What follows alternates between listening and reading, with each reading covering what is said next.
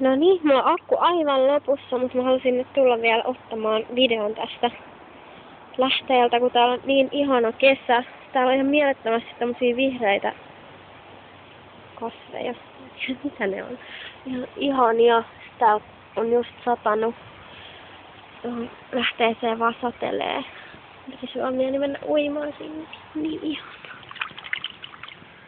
Mielettömän kirkasta ja puhdasta ja niin ihanaa.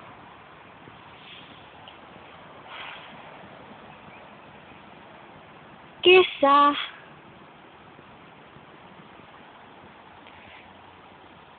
Tuolla lähteessä on jotain, joku ihme rasia. Pitää ehkä käydä hakemaan sieltä pois.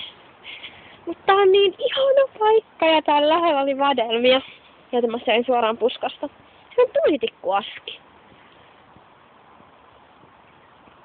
Saadaan hakea tulitikkuaski pois sieltä. Miten mä saadaan pois? Kuka on heittänyt tulitikkuaskin lähteeseen?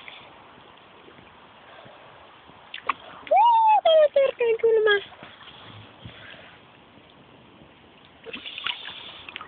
Kato, lähdetulitikkuaski lähteessä. Kun tää oli kylmä. Jalat ihan jääty. Mutta tämmöistä täällä tänään vaihteeksi lähdehörhöilyä. Mukavaa loppupäivää kaikille.